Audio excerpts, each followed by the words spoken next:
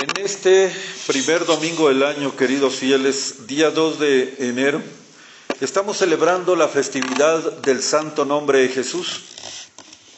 La misa en esta ocasión nos dice: al nombre de Jesús se doblan las rodillas todas las criaturas del cielo, en la tierra y en el infierno, y toda lengua confiesa que nuestro Señor Jesucristo está en la gloria de Dios Padre. Oh Dios, que dispusiste que tu unigénito Hijo fuese el Salvador del mundo y se llamase Jesús, concédenos propicio gozar en los cielos de la vista de aquel cuyo santo nombre veneramos en la tierra, por el mismo Cristo nuestro Señor. La epístola está tomada de los Hechos de los Apóstoles y nos dice: en aquellos días Pedro, lleno del Espíritu Santo, dijo: príncipes del pueblo y ancianos, escuchad. Ya que se nos pide la razón por la cual hemos hecho el bien a un enfermo, y se quiere saber por quién ha sido curado, les declaremos a todos y a todo el pueblo de Israel, que en el nombre de nuestro Señor Jesucristo Nazareno, a quien vosotros crucificasteis, y Dios ha resucitado, se presenta sano este hombre a vuestros ojos. Jesucristo es la piedra que vosotros los constructores desechasteis, el cual ha venido a ser la piedra angular. La salvación no se halla en ningún otro, pues no se ha dado a los hombres otro nombre bajo el cielo, por el cual debamos salvarnos. En el nombre del Padre, y del Hijo, y del Espíritu Santo. Amén. Pueden sentarse.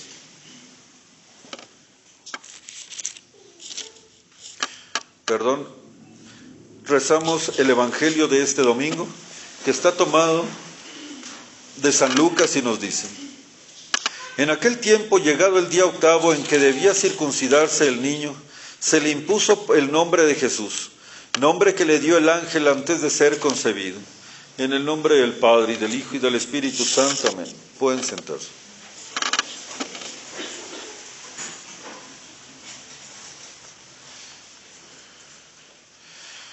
El día de ayer celebramos nosotros, en la octava de Navidad, la festividad de la circuncisión del Señor.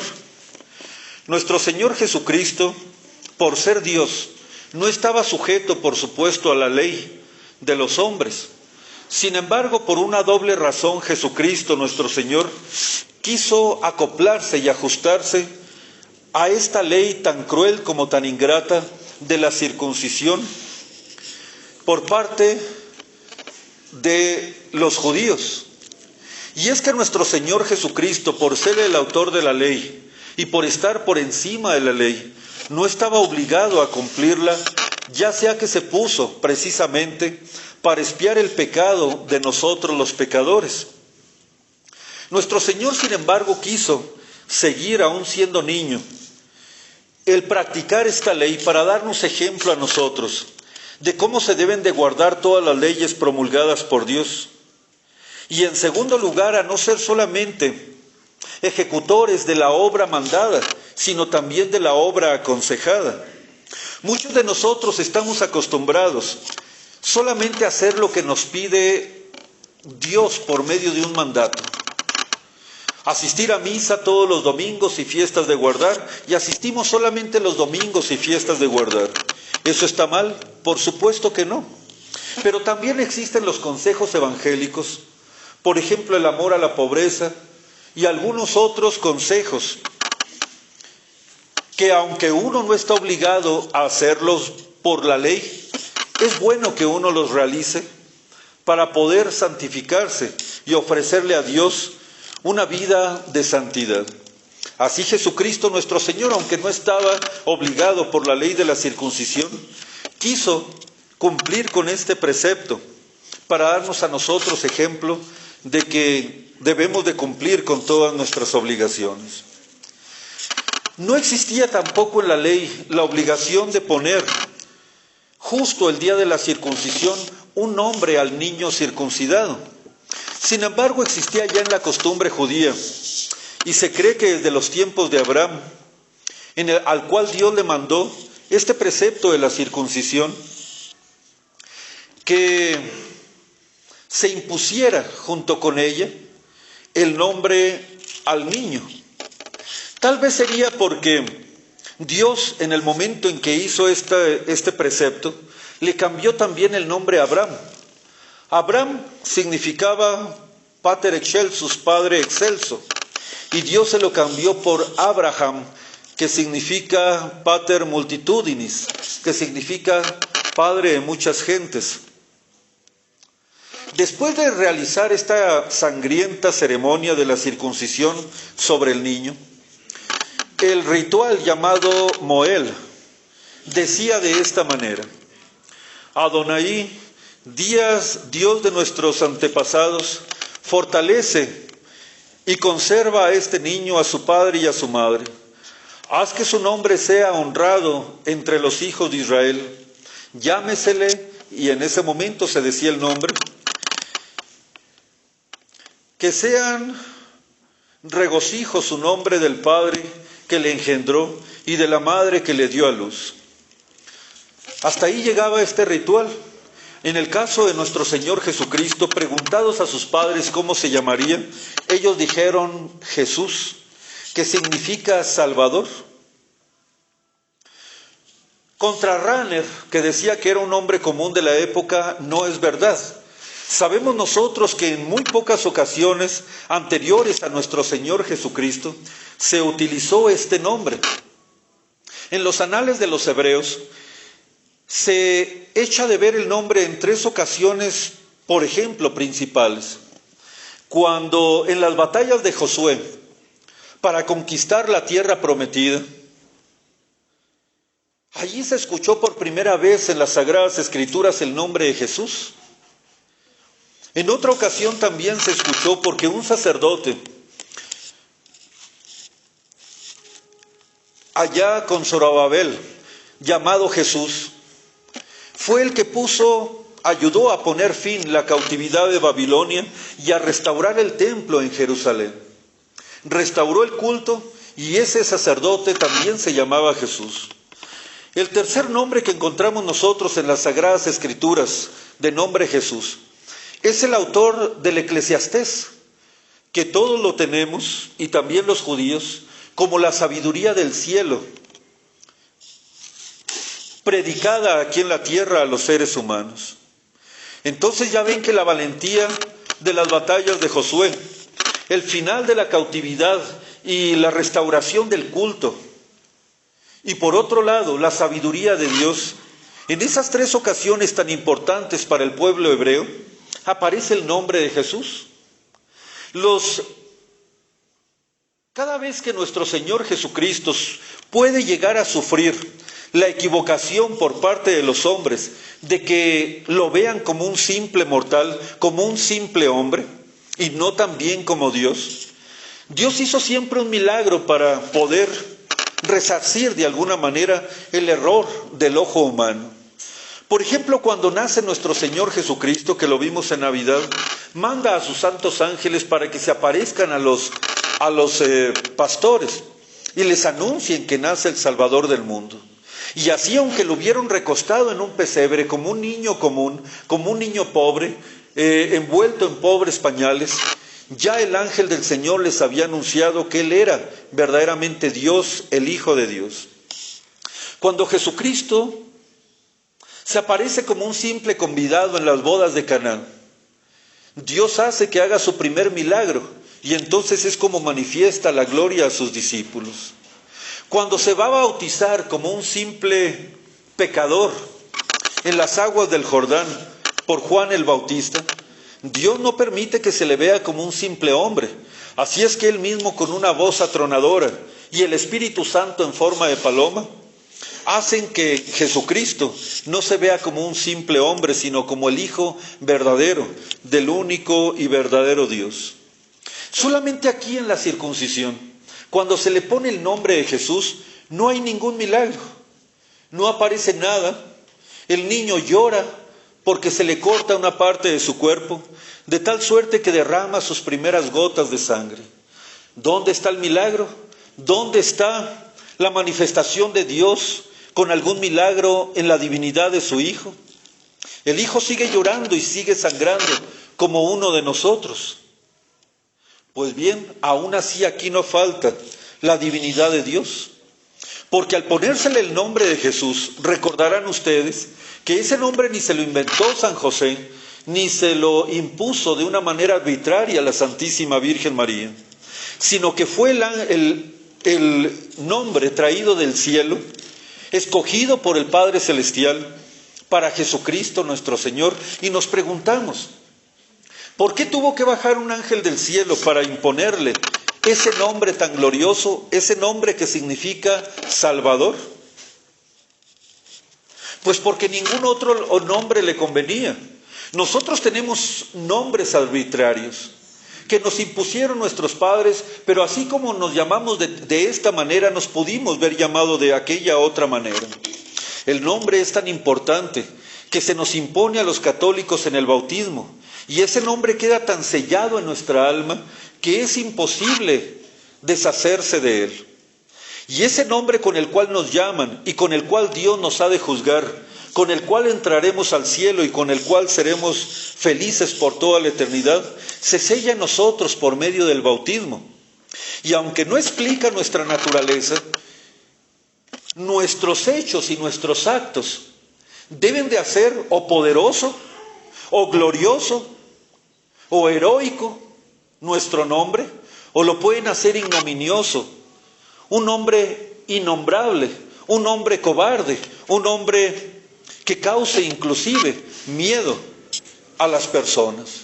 El nombre, por lo tanto, queridos fieles, es muy importante, tan importante así que el mismo Padre Celestial quiso por sí mismo imponerle el nombre que había de llevar su Hijo hecho hombre aquí en la tierra, y le puso por nombre Salvador, o Jesús, que significa Salvador, porque ningún otro nombre le convenía, ni podría explicar exactamente lo que Jesucristo es, tanto para la divinidad como para la humanidad, tanto para Dios como para los seres humanos.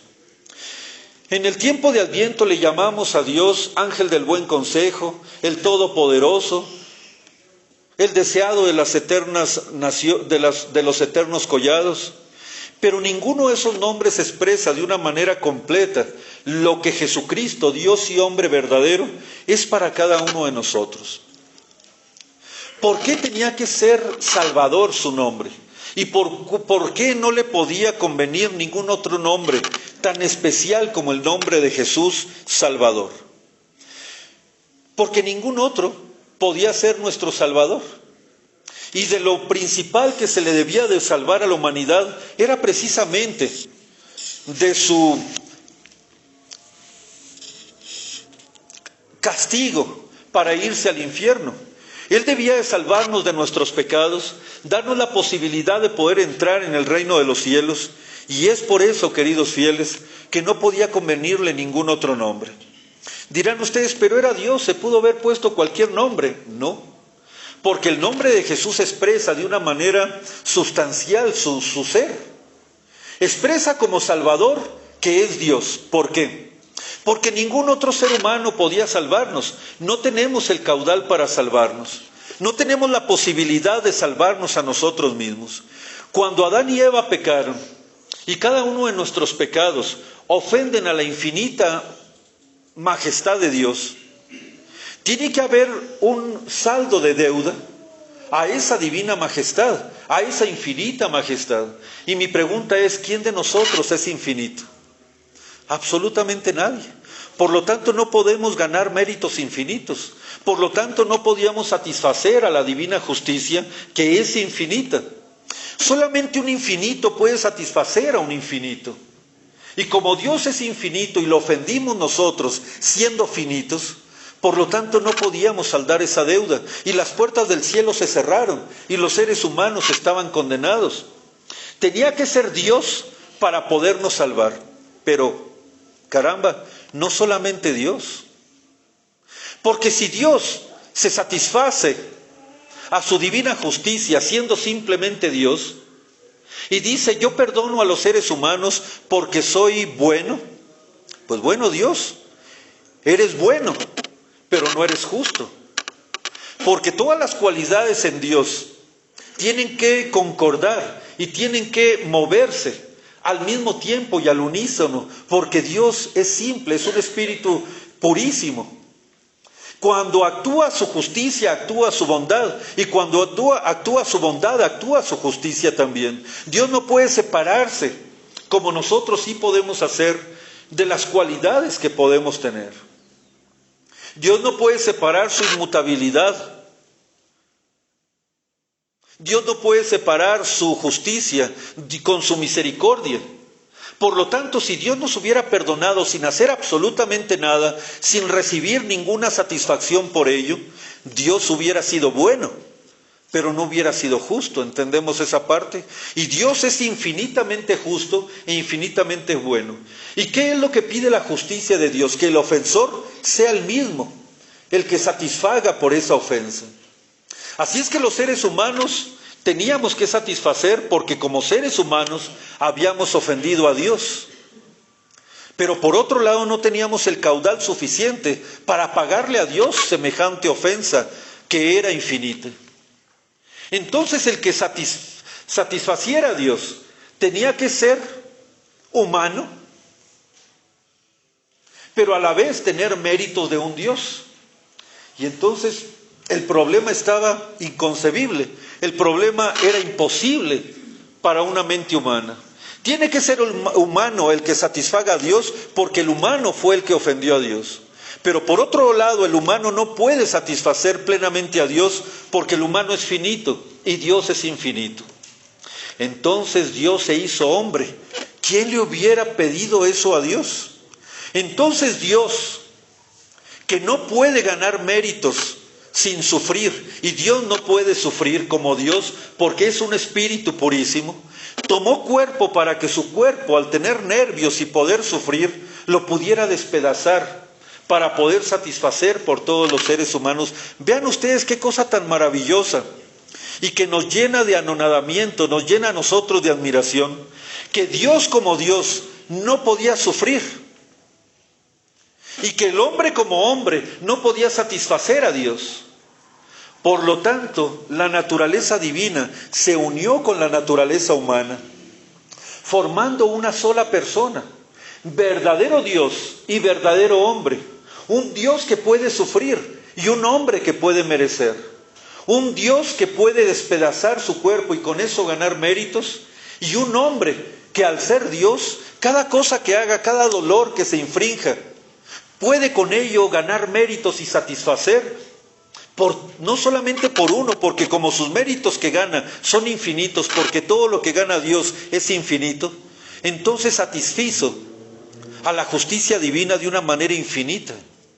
Es por eso, queridos seres humanos, nosotros, que vamos al confesionario y así tengamos los pecados más graves como la grana, con que los confesemos con sinceridad y con arrepentimiento, se nos perdonan fácilmente los pecados. ¿Cuál es la razón? Porque ese Dios humanado, porque ese Dios infinito que lo vimos nosotros llorar en un pesebre, satisfizo por nuestros pecados al morir por nosotros en una cruz. Él fue el que nos salvó. Nadie más podía salvarnos. Dios como Dios no podía salvarnos. El hombre como hombre no podía salvarnos. Tenía que haber un mediador entre Dios y los hombres. Y este mediador era parte, le voy a llamar así, aunque no es lo correcto, parte Dios y parte hombre. Que lo correcto es decir, completamente Dios y completamente hombre. Dios y hombre verdadero, ese es Jesucristo nuestro Señor, el único que pudo vernos salvados. Por eso no hay un nombre que se haya dado a la humanidad por el cual puedan salvarse, sino en el nombre de nuestro Señor Jesucristo Nazareno. Y gracias a Él, y solo por Él, podemos nosotros llegar a la eterna gloria.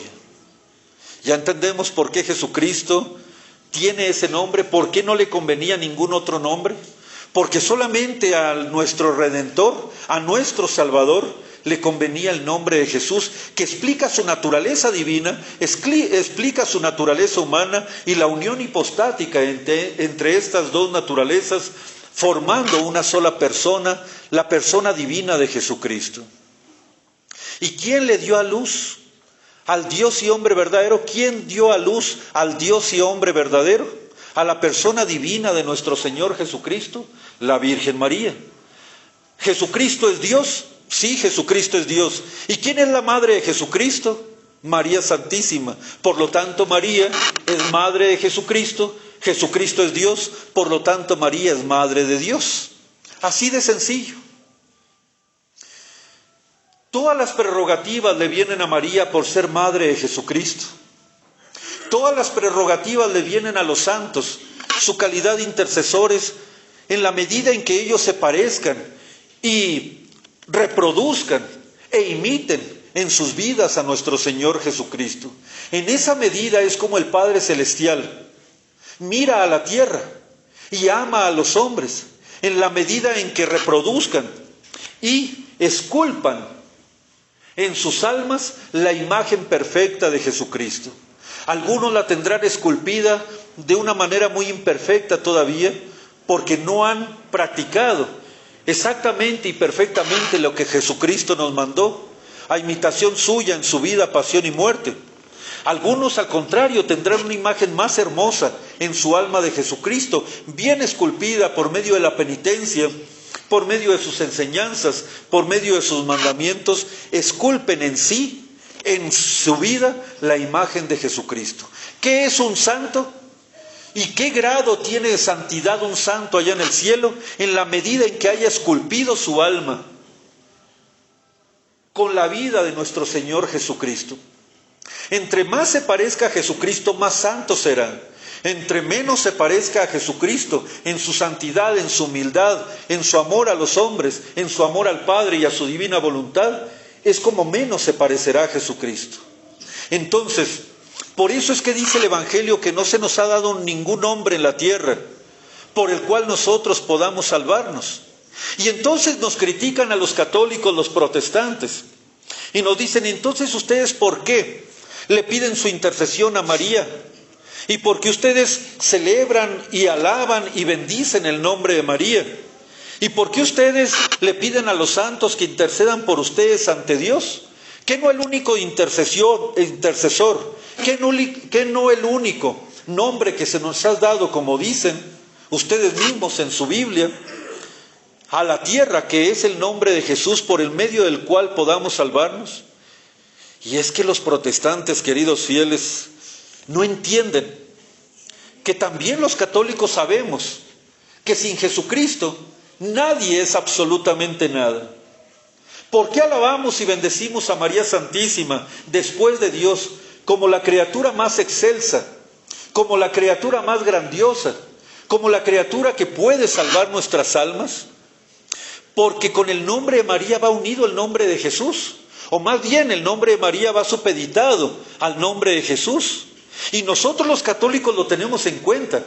¿Por qué amamos a María Santísima? ¿Por sus solas cualidades? ¿Por su sola presencia? ¿Por su sola existencia? No, señores.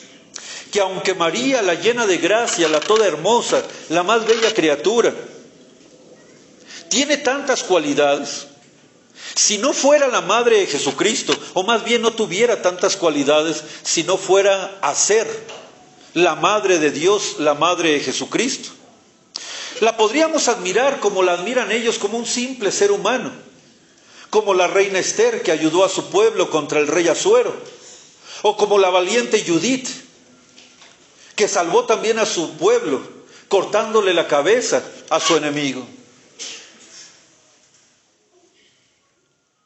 Pero sería un simple ser humano, común y ordinario ser humano, a lo mejor un poco sobresaliente ser humano. Pero toda la gracia y toda la gloria y todo el poder tiene María Santísima por ser madre de Dios. Dios la libró del pecado original, haciéndola la Inmaculada Concepción. Dios la llenó de gracias, Dios preparó su carne santísima y purísima, porque había de ser la madre de Jesucristo.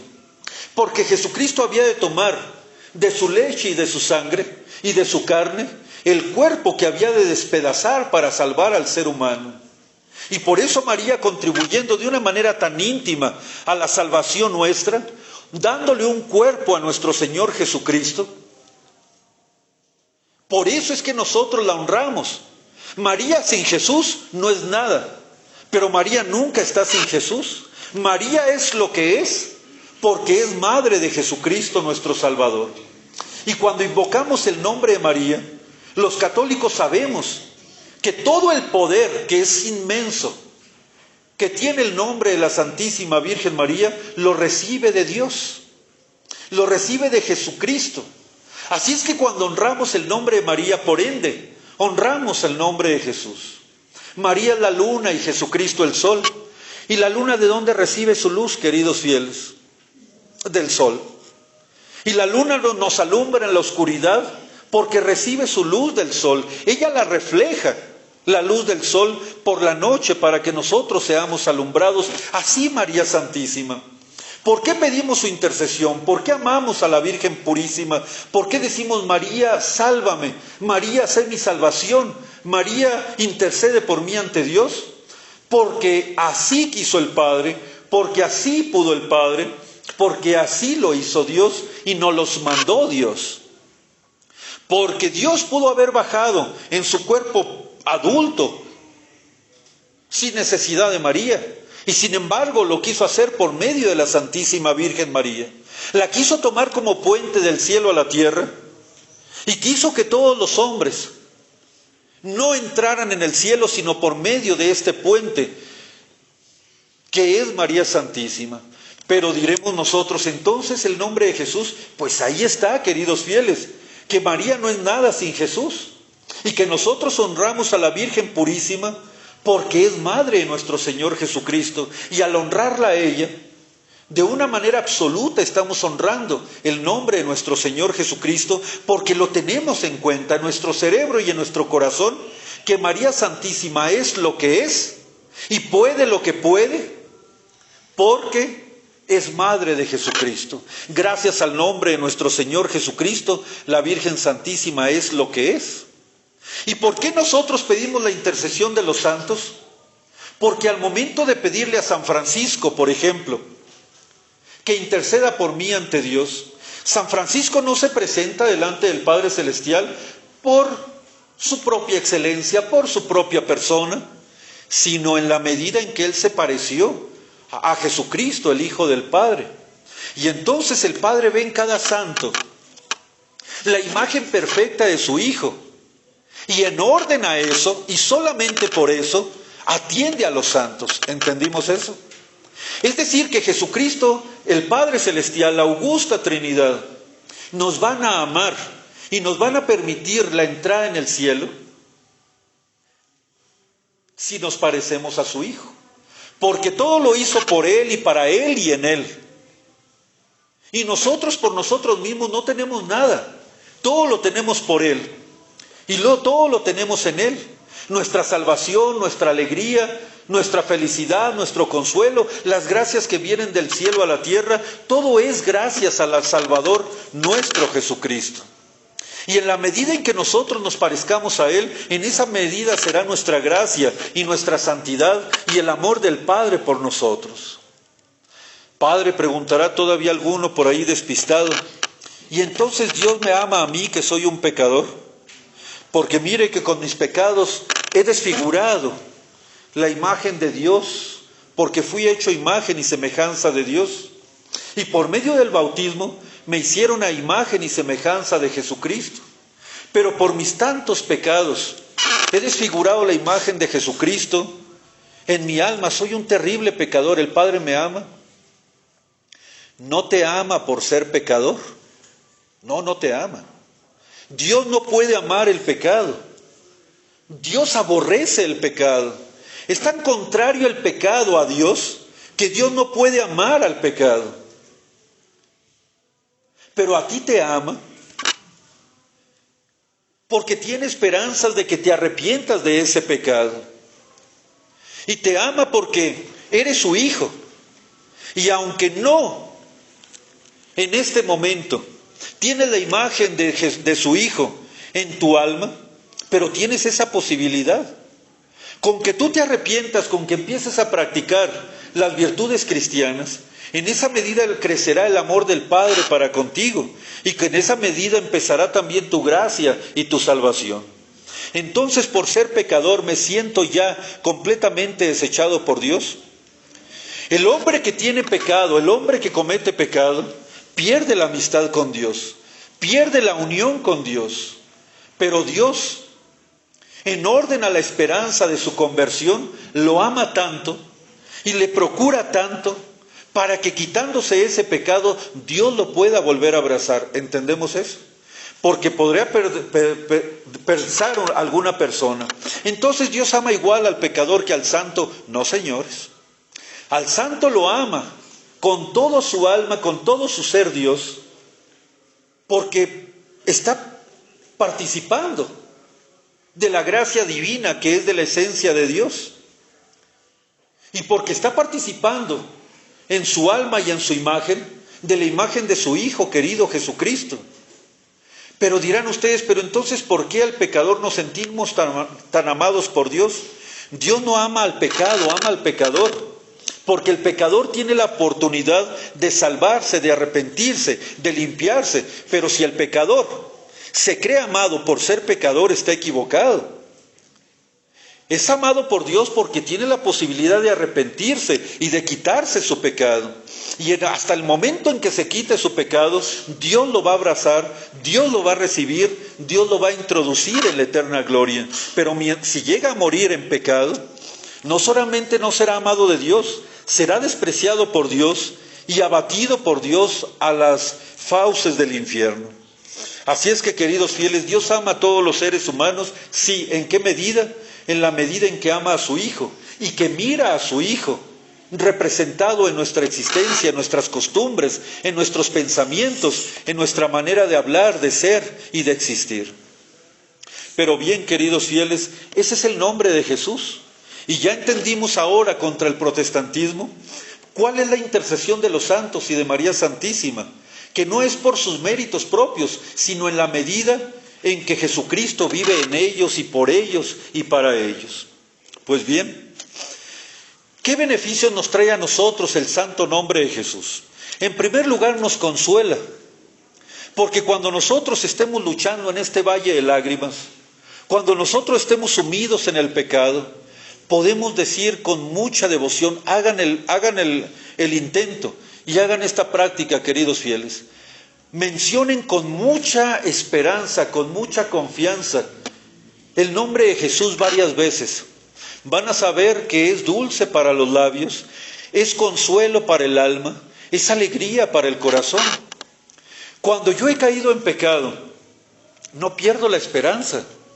No pierdo la esperanza ni me tiro al abatimiento, porque tengo a un Señor y Dios que bajó desde los cielos a la tierra por mí, que se hizo pedazos por mí, que murió en la cruz por mí. ¿Cómo voy a desconfiar que yo, arrepentido de mi pecado, Él me pueda perdonar? Él no es un tasador de méritos que anda mirando en el momento en que yo peque para inmediatamente golpearme, para inmediatamente castigarme, para inmediatamente mandarme al infierno, sino desde cuando casi todos nosotros estaríamos ya en el infierno. Jesucristo Dios es tan dulce que cuando ve que uno de sus hijos cae en pecado, como una madre tierna, con quejas amorosas, con solicitud llena de misericordia, nos anda metiendo remordimientos en el corazón. Nos trae por medio de un sermón, por medio de un libro, por medio de algún acontecimiento externo, el modo de regresarnos al buen carril. Por eso cuando caigo en pecado, por eso aunque fuera el peor pecador del mundo, jamás desconfiaría de Dios. Porque yo sé que si me arrepiento de mis pecados y pronuncio el dulce nombre de Jesús, que venga a perdonarme, que venga a salvarme, siempre estoy seguro de su perdón. Por eso, queridos fieles, nunca vayan a dudar de Dios y de que los ame con todo el corazón. Pronuncien frecuentemente su santo nombre y se verán libres de la tristeza, del desaliento, de las tentaciones del demonio que nos dice que somos tan pecadores que nunca vamos a poder alcanzar la eterna gloria. El nombre de Jesús también, además de consolarnos, nos defiende, porque con el nombre de Jesús se doblan las rodillas en el cielo, en la tierra y en los infiernos. Cuando tengan una tentación, como le sucedió a Jesucristo en el desierto, antes de empezar su vida pública, con tanta facilidad destruyó la argucia del demonio, que con la misma facilidad en la actualidad la destruye. ¿Qué son las tentaciones sino argucias del demonio? Por eso cuando ustedes pronuncian el nombre de Jesús, el demonio tiembla, tiene que agachar su cabeza, se destruye su malicia y su perfidia. Por eso les dijo Jesucristo a los apóstoles, en mi nombre, ¿se acuerdan de esa frase? Vayan por todo el mundo a predicar el evangelio, en mi nombre echarán a los demonios, tomarán a las serpientes y éstas no les dañarán. Si bebieren alguna ponzoña no les hará daño. Impondrán en mi nombre las manos sobre los enfermos y estos sanarán. Es tan poderoso el nombre de Jesús que en el momento en que lo pronunciamos con devoción, con atención y con fe, tiemblan los infiernos. Tiemblan los infiernos y se van las tentaciones de nuestra vida. Hagamos la prueba y pronunciemos el nombre de Jesús cuando la tentación me esté llevando a ofender o a querer ofender a Dios. Y por último, el nombre de Jesús nos llena a nosotros de alegría. Mi alegría es estar en el cielo.